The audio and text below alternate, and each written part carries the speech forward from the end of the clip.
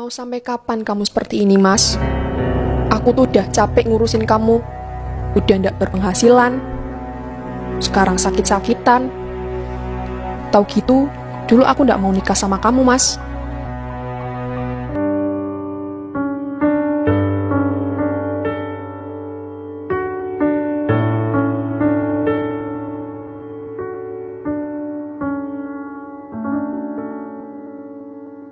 Mau kemana, Bu? Pagi-pagi kok udah rapi. Mau ke pasar ya, mau belanja persediaan. Kan persediaan di rumah sudah habis. Ayo toh Pak, kok malah ngobrol lho? Iya, sik toh. Maafin ibu mertuamu ya, Le. Nggih, nggak apa-apa. Memang seperti itu, ibumu itu suka ngomel. Ya sudah, saya berangkat dulu ya. Ya, Pak. Saya juga mau berangkat kerja. Sudah siang. Ya, sing hati-hati ya. Iya, Pak. Assalamualaikum. Waalaikumsalam.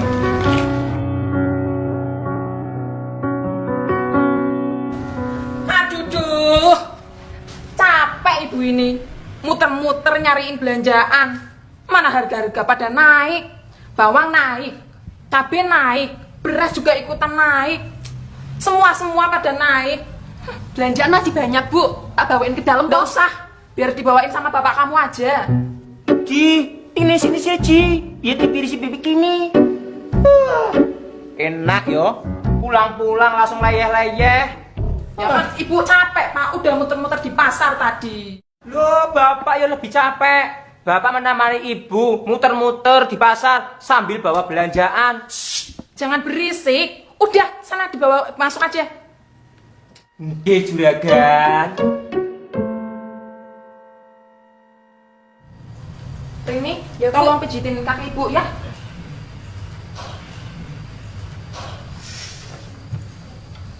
Rin, suamimu belum pulang? Belum, Bu. Pulangnya nanti jam 4 sore. Oh. Jadi kerja sebulan, gajinya berapa sih, Rin? Mas Yadi itu gajinya UMR, Bu. Tapi kalau dipotong uang bensin sama makan siang ya paling cuma sisa 500 ribuan lah. Loh, berarti kamu sebulan cuma dikasih 500 ribu? Ya segitu, Bu. Itu pun kadang masih kurang kalau motornya Mas Yadi itu masuk ke bengkel. Lah wong, motor butut kayak gitu masih di rumah. Ya mau gimana lagi, Bu? Nggak ada motor lain. Mau beli motor nggak ada duit. Mau kredit ya duitnya pas-pasan. Nah, kamu itu loh, dibilangin ibu yang ngeyel. Udah bener-bener ibu jodohin sama si Randy. Kamunya yang nggak mau. Katanya nggak cinta. Kamu malah milih sama si Yadi yang gajinya pas-pasan. Mau makan cinta kamu. Ya mana Rini tahu, Bu, kalau akhirnya bakal kayak gini. Mas Yadi dulu juga janjinya mau bahagiain Rini. Ya Rini percaya-percaya aja. Emang dasar, kamunya aja yang ngeyel, susah dibilangin. Rini, Gimana, Bu? Beliin ibu koyo saja. Kayaknya ibu mau tak pasangin koyo aja kakinya, biar ndak pegel. Iya. Koyoknya yang cabai apa yang biasa, Bu? Yang cabe, biar kerasa panasnya. Ya wes, tak beliin bentar ya, Bu. Ya, Beli apa, Mbak? Beli koyo, Bu. Oh, berapa? 2. Yang cabai ya, Bu? Ya. sendirian aja, Rin. Suaminya ndak nganterin. Enggak, Mbak. Mas Yadi belum pulang kerja. Pulangnya kapan emang? Pulangnya nanti sore. Kerja gajinya dikit kok pulangnya sampai sore. Mbak tahu dari mana soal gaji suami saya? Semua orang tahu kok. Tika udah 2 tahun. Tinggal masih sama mertua. Makan juga masih sama mertua. Jangan-jangan kamu udah punya anak karena nggak kuat bayar lahiran toh? Mbak kok ngomongnya gitu? Loh, fakta toh suami kamu itu udah jadi omongan di desa ini. Yati, suaminya si Rini yang tinggalnya masih sama mertua, makan juga ikut mertua. Ya kalau nggak gajinya kecil, ya orangnya yang pelit. Monggo, Mbak. Makasih ya, Mbak.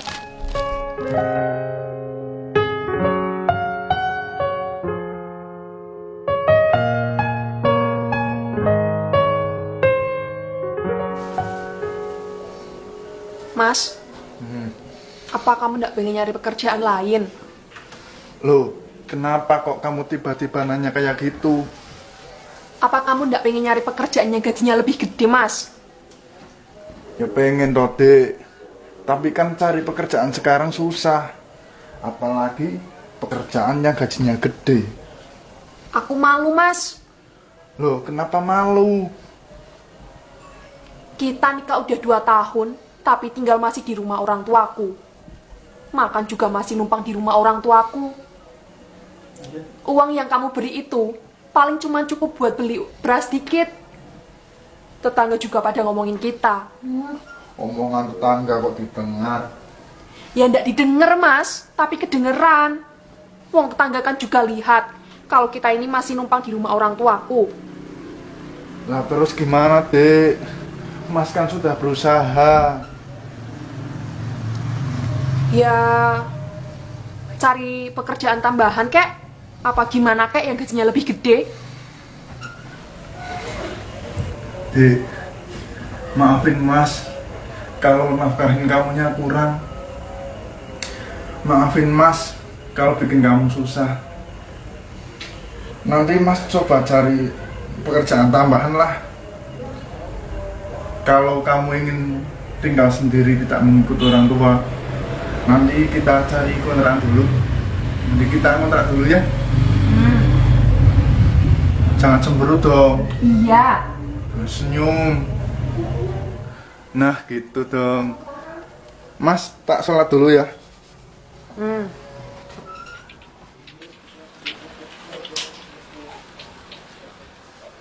Iya, dipanggil bos tuh.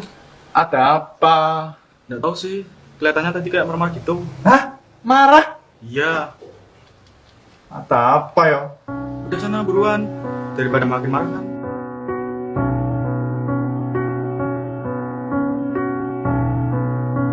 Iya Pak. Assalamualaikum. Ya akan segera kami benahi Pak. Ya.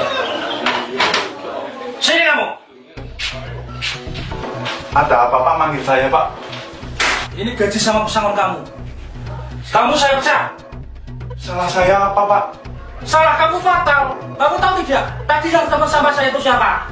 Tidak tahu Pak. Itu tadi Pak Randy Sanjaya, pemilik perusahaan Sanjaya Corporation yang proyeknya kamu kesalahan kemarin. Dia itu marah besar ya, gara-gara tidak becus kamu. Dia mengancam untuk membatalkan kontrak kita. Tapi Pak, saya sudah mengerjakan sesuai dengan briefing klien Pak. Buktinya, klien menolak. Tapi Pak, Tidak ada tapi-tapian. Sekarang kamu keluar dari kantor saya. Sekarang.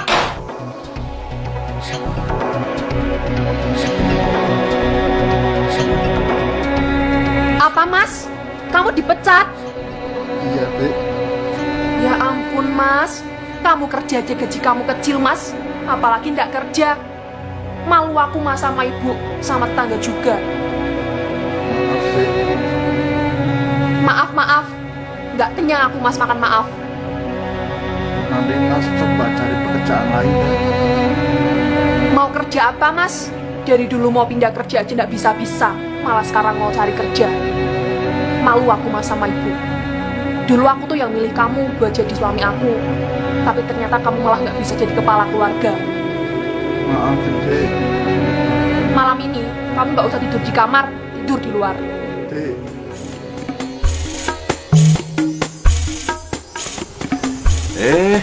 Mas Yadi, lah kok tumben main ke pos ronda? Iya nih Mas, mau ikut ronda. Iya Pak, sekali-kali ikut ngeronda. Oh, lah memangnya Mas Yadi besok tidak kerja? Lah kan biasanya berangkat kerja pagi. Saya sudah nggak kerja kok. Oh, dipecat. Cangkemmu iku lho, nek ngomong ora tau diatur. Mas ya Mas, maaf lo ya. Anca ini tuh kalau ngomong biasa, sukanya ceplas-ceplos. Di ngapura ya, dimaafi ya. Awas weh. Iya Pak, nggak apa-apa. Ya. Iya Mas, saya di PHK. Loh? Lah terus rencananya Mas Yadi mau kerja di mana? Ya, rencananya palingan besok cari-cari lowongan. Sambil nunggu ada panggilan kerja. lebih baik ngojek saja. Oh, Kan nambah-nambah penghasilan. betul itu mas. Oh kok nggak kepikiran sampai gitu ya? Ya nggak apa-apa. Ngojek dulu saja, Mas. Kan nambah-nambah penghasilan ya. Tapi nggak apa-apa kan mas? Iya, nggak apa-apa. Kalau kamu mau, besok datang saja ke pangkalan. Tapi saya pikir-pikir dulu teh mas. Ya udah. Kalau emang gitu. Nih, ngetes dulu. Apa, Mas? Kamu mau jadi tukang ojek? Iya dek. Kamu kerja aja aku diomongin tetangga. Apalagi kamu ojek, Mas. Ini mas ngojek juga sementara kok dek. Sambil cari pekerjaan yang lain. Sudah seminggu mas nganggur. Tapi kan nggak ngojek juga, Mas. Aku malu, Mas. Nggak apa-apa dek. Yang penting kan halal. Halal sih halal, Mas. Tapi kan pasti jadi omongan tetangga. Pokoknya aku nggak setuju kalau kamu ngojek. Lah terus gimana dek? Sudah seminggu mas muter-muter cari pekerjaan tapi nggak nemu. Rencananya sih hari ini mas mau ngojek. Mau sampai kapan kamu ngojek, Mas? Ya sampai mas punya pekerjaan lagi. Ya iya, sampai kapan? Ya belum tahu. Ini juga sambil nyari-nyari. Terserah kamu lah, Mas. Males aku ngomong sama kamu. Dek. Dek.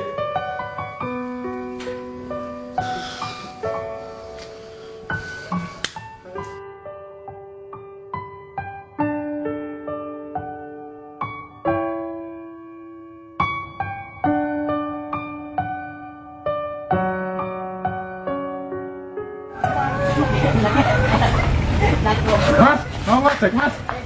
Iya mas, tolong bisa anterin saya ke desa Pak Guru mas. Bisa mas, saya anterin.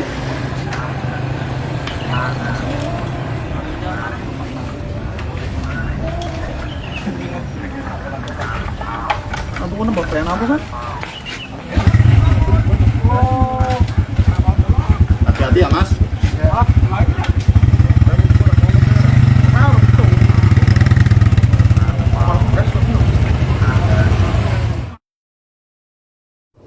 Oh iya, Mas. Masnya bukan asli orang sini ya? Bukan mas, saya asli Semarang. Oh, berarti di sini sudah punya rumah sendiri. Enggak mas, saya ikut mertua saya. Sudah berapa tahun Mas nikah? Sudah 2 tahun. Sudah 2 tahun, kok belum bikin rumah sendiri sih Mas? Di sini kan harga lahan masih murah Mas. Wah, penghasilan saya pas-pasan. Saya juga baru di PHK. Ini saja baru pertama kali saya ngojek. Pantesan, saya baru lihat Masnya di sini. Oh iya Mas, namanya siapa? Nama saya Yadi.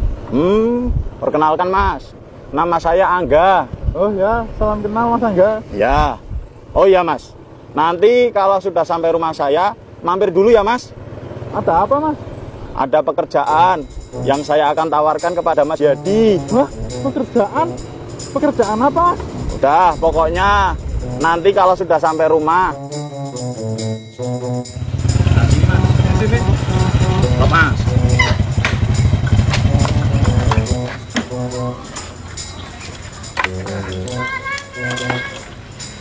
Ini Mas, helmnya Mas.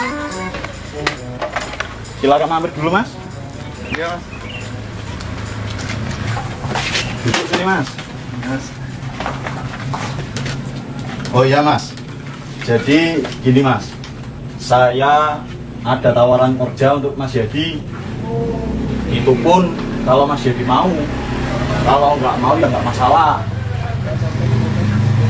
Jadi ini Mas, silahkan Mas baca dulu.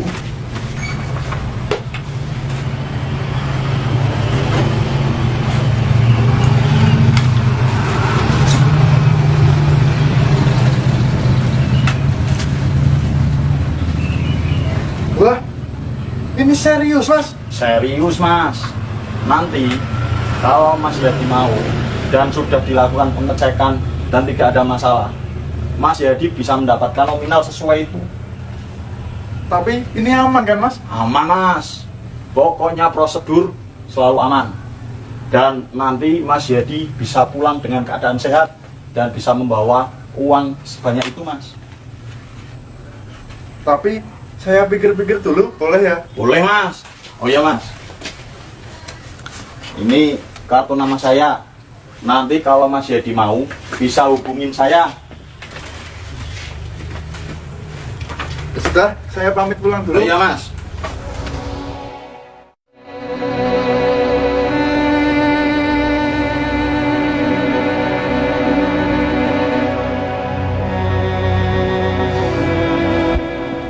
Loh, Mas? Kamu kenapa, Mas? Badan aku lemes, Dek. Kamu kenapa kok bisa begini? Nggak tahu, Dek. Tiba-tiba aku lemes. Badanku panas. Ya udah yuk masuk ke kamar yuk.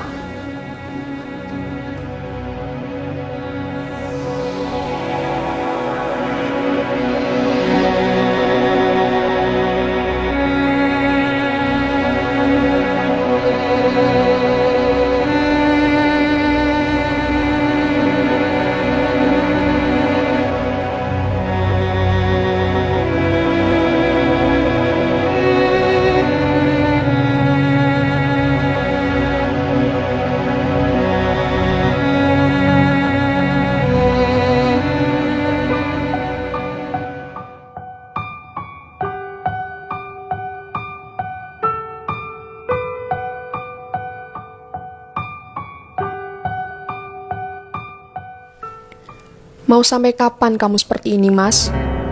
Aku tuh udah capek ngurusin kamu. Udah ndak berpenghasilan. Sekarang sakit-sakitan. Tahu gitu, dulu aku ndak mau nikah sama kamu, Mas.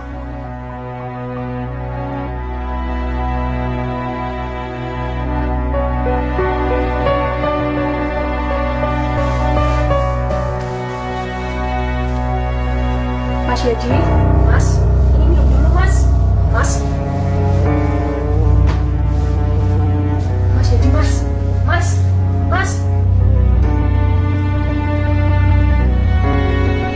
Innalillahi wa inna ilaihi raji'un. Udah, kamu nggak usah sedih. Toh Yadi sudah tenang di alam sana. Biarkan dia beristirahat dengan tenang. Sekarang kamu ya sudah tidak punya beban lagi, toh. Tadi Ibu sudah nelfon Randy, katanya mau kesini. Sekarang kamu ambil kardus. Semua barang-barang Yadi kamu taruh di dalam kardus itu. Terutama ini loh, foto-foto kamu sama Yadi. Taruh semua dalam kardus. Pamali nyimpan barang orang yang sudah meninggal. Alah, Bu, kata siapa itu, Bu? Bapak ini diam saja, nggak usah ikut-ikut. Udah, sana Rini, kamu ambil kardus.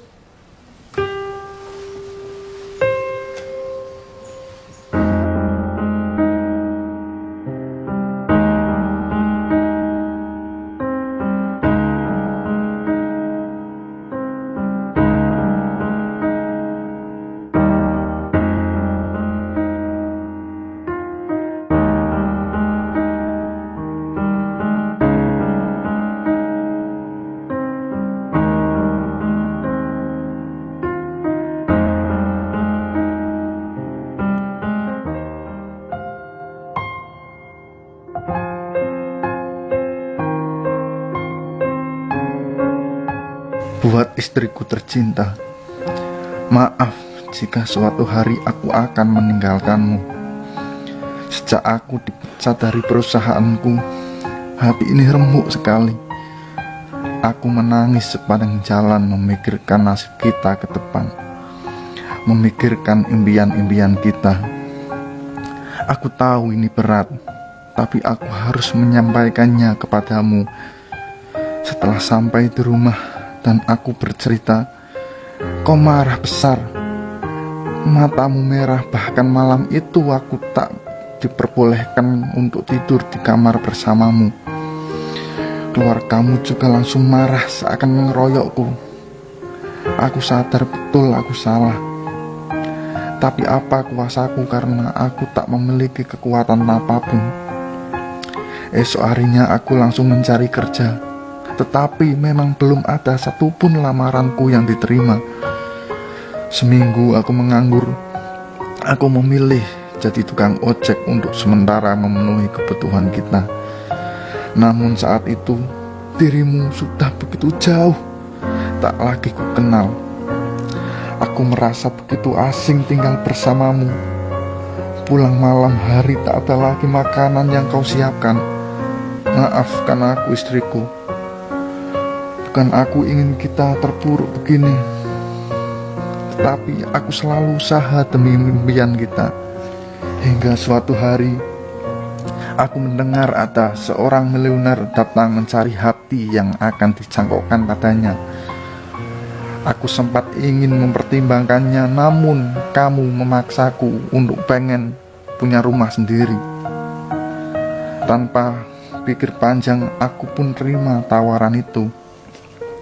Tubuhku langsung dites kesehatan, mulai dari darah hingga riwayat penyakit. Alhamdulillah semua cocok dan memenuhi syarat.